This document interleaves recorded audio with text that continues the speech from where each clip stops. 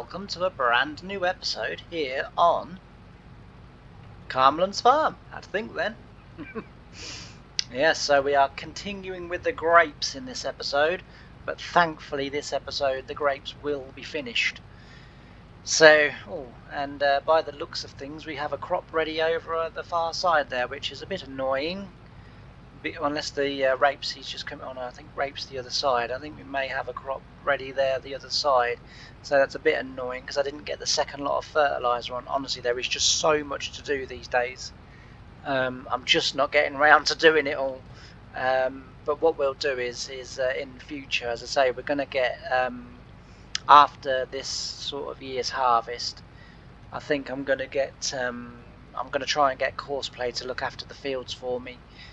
While I concentrate on everything that goes on the actual sort of farm base itself. So doing the productions, doing the grapes, doing the olives. Although we will have Courseplay do the mulching and everything in those two crops, because essentially you don't want me driving up and down all day with a 3-meter implement on the back. You know, sort of.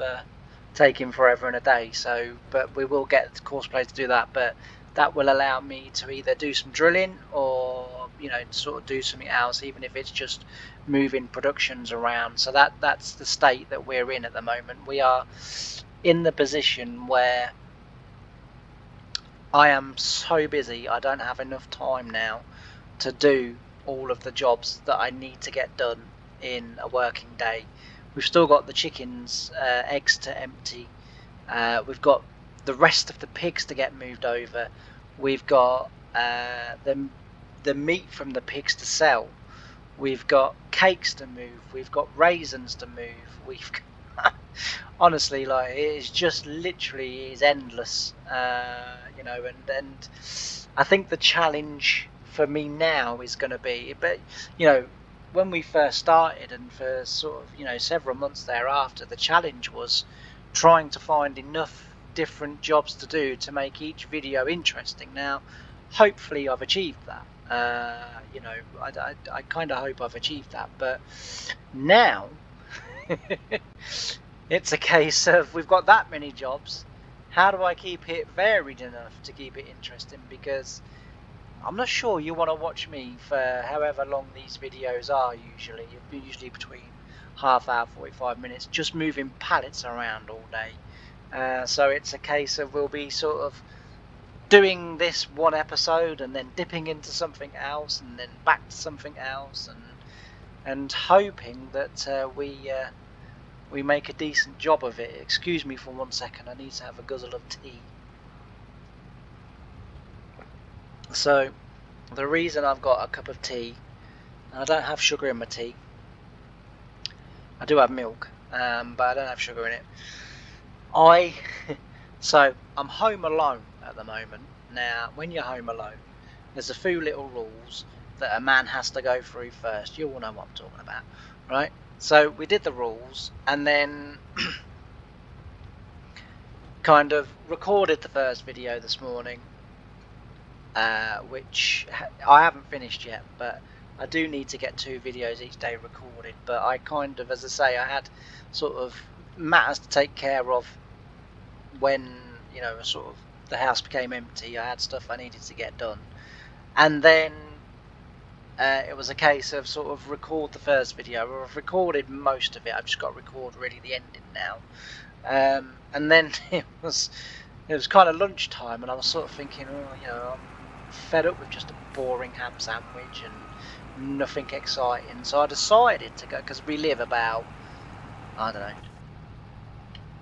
I mean, I have, you know, as you know, I have a heart condition, and I can do the walk in about 2 minutes, a minute and a half, 2 minutes to the butcher's. And I thought what I'll do is I'll go into the butcher's, I'll get 2 sausage rolls, 1 extra large hazelnut roll, and then sort of a cake or whatever thereafter, you know, to treat myself, you see, back at Chris, right? So I ended up buying, because everyone in front of me was buying this Rocky Road thing, right? It's similar to a rocky road, not quite, but had the marshmallows and everything on top, right? So, but it wasn't chocolate, because I don't like chocolate cake, because I find it too sickly, right? So it wasn't chocolate. I'm guessing it was butterscotch or something like that. And thought, yeah, well, everyone's buying it, so it must be, and I've seen it in there every time I go in there, and I've never tried it, So I'm thinking it must be good because everyone's buying it, right? So I was thinking, well, I'll have that, as me sort of afters, because I was lining up a particularly delicious looking sort of ice cream sort of cone thing with chocolate round it, sugar sprinkled on it, with cream and a nice big fat cherry on top. I was looking at that, but I thought, everybody else is trying that, buying that. I'll give it a go, Anyway, I've given it a go, and I've gone from having no diabetes to having type blooming Z diabetes, because the amount of sugar in my system at the moment, my pancreas has kind of sent a message to the brain going, what the hell has he done? So I'm drinking a sugarless tea in the vain hope that somehow in my weird logic I'm managing to neutralise the sugar and bring myself down off the sugar high that I currently appear to be on, which is quite funny, because normally with my little boy I'm kind of like you can have that but you can't have that. It's like, why not? And I'm like, because of the sugar, And he's going, well, yeah. He said, but sugar doesn't affect me. I said, well, you kind of say it doesn't affect you. I said, but for the rest of us in the house, believe us when we say sugar affects you. And it would appear that I've taken on that much sugar, but it's affected me. Because I do. I mean, I hope it was sugar and not cocaine, because I am so full of energy, it is unreal. Which for me and anyone that knows me is just a thing that doesn't happen. I just, I'm sort of, every day I live on a monotone amount of energy. It gets enough to get me through the day. That's kind of all I need, and I'm fine. Do you know what I mean? But now I'm sort of kind of hyped up. I'm thinking, right, the grass needs cutting, the cars need washing, the house needs redecorating, the hedges need cutting, the fences need painted, the driveway could be doing with relaid. And I'm thinking I can get all this done before tea. So as I say, I'm sort of slurping on my tea in the vain hope that I'm neutralising some of the sugar, but I'm fairly certain it doesn't work like that. But there was a lot of sugar in it, a heck of a lot of sugar in it. I kind of, when there's a lot of sugar in it, and when you're eating it, and every being in your soul is telling you, do not eat any more of this. And you're starting to almost taste the grit of the sugar. That's when there's a little bit too much sugar in there. And as I say, it's left me a little bit excited and a little bit giddy, which is hopefully coming across as funny to you guys, but to myself, the family. My mum and my brother that I live with are soon going to have an 8-year-old high on sugar and a 43-year-old high on sugar. I can see us two just running around the house causing riots. But as I say, it's a bit of a shock to my system. But and the thing was, the rocky road type cake thing I don't really know what it was not even that nice. I was kind of eating it thinking, bugger the sugar, I'm not actually really liking this too much. I should have stuck with my green horn. I knew what I was getting with that. What I was getting was a fairly normal afternoon. I'm currently feeling like I could run the 10 miles to go and pick my son up. That's kind of how I'm feeling. I'm sat here and I'm thinking, I could run that. I'm sure I could. But so it's I don't know whether, as I say, it's going to work or not. But anyway, back to the video. And enough about my diabetes and rotten pancreas syndrome. We'll get back to actually talking about what we're doing on the farm. So as I say, we've got actually, what we could do is we could get. Yes, there is a tractor there free. Right, we'll just leave that there for a second. We'll get in, we'll just take that off. We don't really normally leave it there, I normally fill it up, but we'll take that off, and then we will go and get the sprayer and we'll get some spraying done. This tractor should pull the sprayer. I say should because I have bought a sprayer that is slightly too heavy for the hills. It's fine on the flat, all the tractors pull this sprayer absolutely fine on the flat, but as soon as we get to a bit of hills, you know, the sprayer protests quite vehemently that sorry, not the sprayer, the tractor protests quite vehemently that the the sprayer is a little bit too heavy. But first things first, we'll fill the tractor up with diesel, otherwise we'll end up having to come halfway back across the map to refill the diesel. So we'll fill the tractor up, then we'll go and fill the sprayer up, and then we'll set the sprayer and stuff off to get some spraying done, and then it will give us at least a chance to. It does mean that we're going to obviously keep being interrupted by having to move it and get it to go, you know, get it where we need it to be, sort of thing. No, this one's obviously solid. I always get the two muddled up, so it's this one that I think I want. Is it? No. Is it this one? Apparently it's none of them. Let's now get into the triggers and just, it is this one. That's good. Right, there we go. So we've got that filled up. As I say, we'll do it in the same order that we did it last time, just because that seemed to work. And then, as I say, we will keep getting interrupted, but you know, it doesn't sort of matter too much.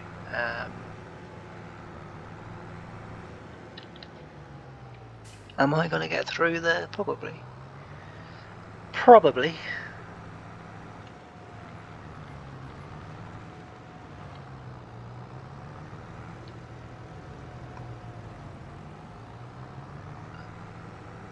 Yeah, it looks as if we've already got a few fields that have, excuse me, pardon me, have already turned to being ready to harvest, which is a bit of a toe rag because I didn't really want that. I wanted to get them sprayed first. I don't think if I spray them now it will count. I might be wrong on that. We will have a look. We will test the theory out. But, oh, actually, no. I'm doing it as though I'm going to spray the field, and I'm not going to spray the field. Courseplay is going to spray the field. So we need to do this.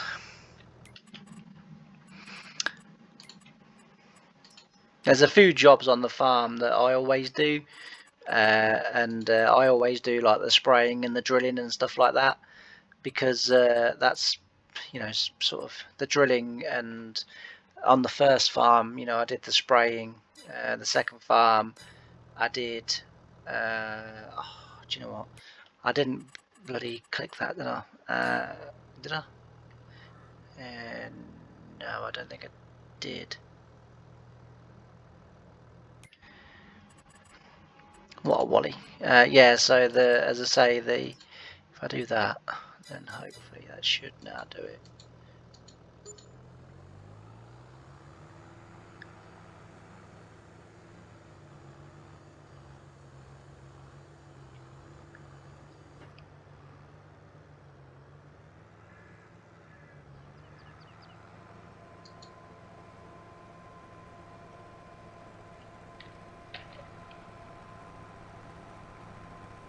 And then we'll just, like, sorry, I sort of stopped talking there for a second because I was sort of kind of concentrating on what I was doing. That'll be okay. 12k will be fine. And then what we should be able to do is just jump back to that, get back in the cab, lift the trailer up, and then back up over the trailer here. And as I've said 1,000 times before, this is how we did the peas. I'm not going to go all through that again because I know I've talked about that before. And then, as I say, we'll get this unloaded. We'll go and get the next load off the grape harvester, and we'll just basically keep going like that until the grapes are harvested.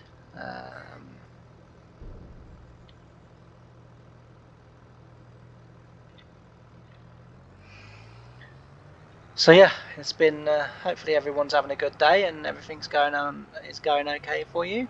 It's been a very interesting day for myself. I spent most of the morning being educated, and then, well, I say most of the morning, probably for about an hour and sort of 20 minutes being educated. It's always good. So I always do sort of online courses and sort of stuff like that. I mean, now it's not so much needed to pass the time and to, because obviously having my little man, obviously he comes home, we have homework and stuff that we have to do, and sort of last night was reading and sort of bits of writing and stuff like that. So there's always sort of stuff to do now, and I used to just sort of do it for the evenings. I'd spent all day sort of playing farming sim and recording and what have you. So in the evenings, I liked a little bit of a change of pace some evenings. So I do like online courses and stuff like that. Well, now I'm kind of doing them, I think, more because it's probably become habit for me to do them. And it has become a part of my sort of daily routine, even though I've changed the time that I do it. So sometimes I still do it in the evening, but like today, I've done it in the daytime. Because that just fits today's schedule so much better and makes life so much easier. Right, that's empty. So yeah, as I say, I've been doing that today, and that's been pretty cool. You're all gonna laugh. I'll tell you what I've been learning about today. I've been learning about potatoes. I've been getting a really good history lesson on the humble potato, and I'm thinking this is probably going to be a 16th at earliest, but maybe 17th century vegetable. No. So the first, I'm not going to go into a huge amount of detail about potatoes, but this was an interesting fact I quite liked. So the first known recorded potato grown in the world was in Peru, and that was in 5000 BC, so before Christ, because there might be some people out there that don't know what BC is. So before Christ, which is incredible when you think how old the potato is. But 5000 BC is, I didn't expect that. I've got to be honest. As I say, I thought it was probably I mean, my guess was the 16th century, but it was the 17th century, funnily enough, when the potato was introduced into Europe and the UK and sort of Ireland and and sort of across the rest of Europe. And it was a vegetable, and as I say, I'm not going to go into. I don't think we're now going to sit here for for an hour talking about potatoes. We're not. But it was introduced in Britain and in Ireland, as I say, and across widespread Europe in the 17th century. And the big thing that the potato did when it was introduced into Europe was it got rid of nearly all of the famine that was across the UK and Europe and all the other countries, because it was a vegetable that could be grown pretty much anywhere, in any type of soil, and a lot of the farming that we know today began with the humble potato, which is another fascinating thing. And there is a video coming within the next couple of 3 weeks, depending on how I'm able to sort of keep recording. I mean, at the moment, meetings are a minimum at the moment. So I had a meeting yesterday, but that didn't interrupt my recording. Well, it didn't. it didn't because I recorded a video, but it did because I didn't get to record 2 videos. I only managed to record the start of the second video, so it's kind of didn't. But yeah, over the next few weeks though, I do have a lot of meetings coming up because at the moment I'm obviously looking for a house and different things like that. But yeah, the potato, when introduced into, as I say, Great Britain and Ireland, specifically in the 17th century, you know, sort of solved a lot of ours, you know, sort of starvation period, and almost cured it. And you know, in the beginning, saved many thousands of lives. You know, little did we know that, you know, 200 years later, oh sorry, hang on.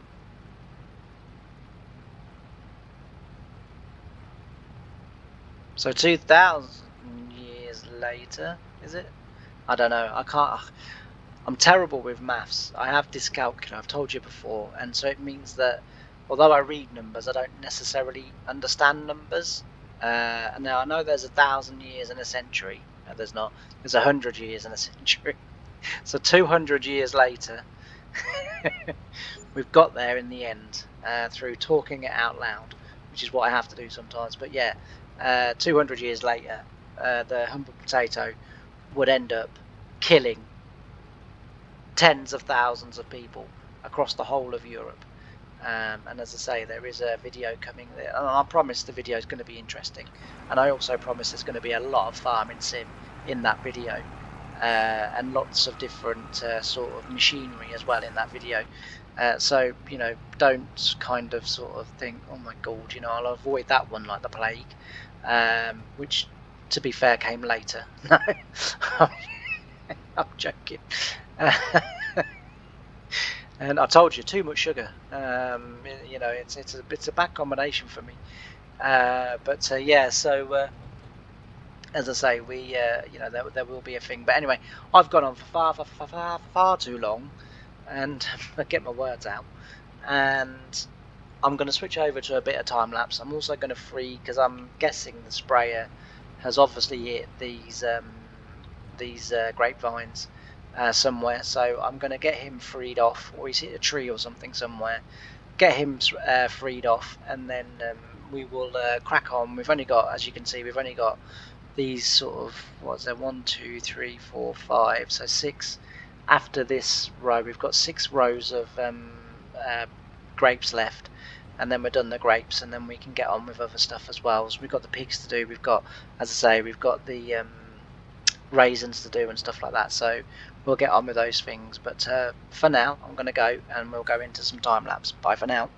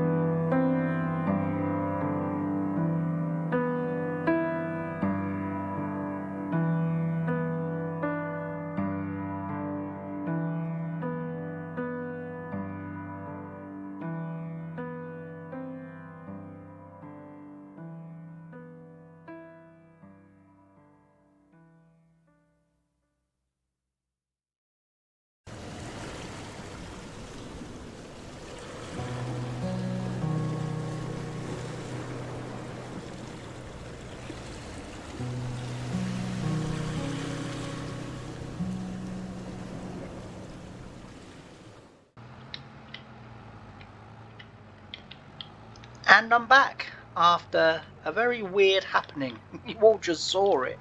So essentially what happened was I was sitting here quite happily grape harvesting away on the last vine there, and I got towards the end, as you saw, and then for some reason my keyboard stopped working, my steering wheel stopped working, my Cytec side panel stopped working, the grape harvester switched itself off and proceeded to drive out, and I couldn't stop it. So I literally had to sort of, while still recording, because I couldn't even end the recording because, as I say, my keyboard had stopped working. So even while recording, I had to try and get everything unplugged and replugged in again to try and see if that would cure the problem, and thankfully it did. But I don't know what happened there. I don't know why that did that. That's why I just had a quick look in the log there to see whether or not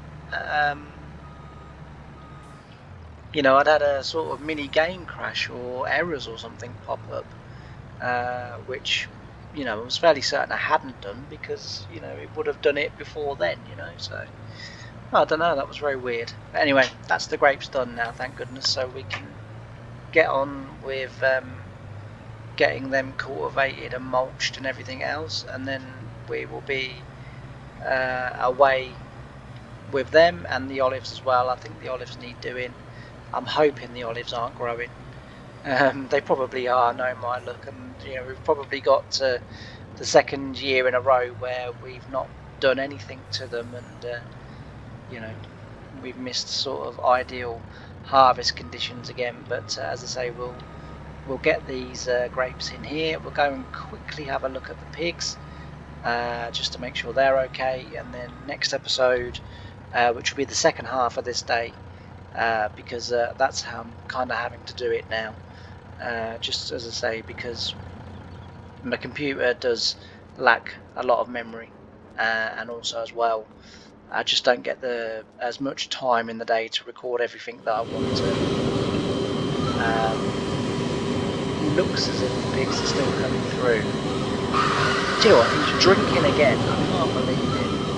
Anyway, I'm not going to argue with him because he's bigger than me. No, we have now finished the pigs, so we can now bring more pigs in. Yeah, you go ahead. Yeah, I'll go to bin. Otherwise I think I'll strung on one of those others. Right, yeah, so that's good. Strawberries are growing.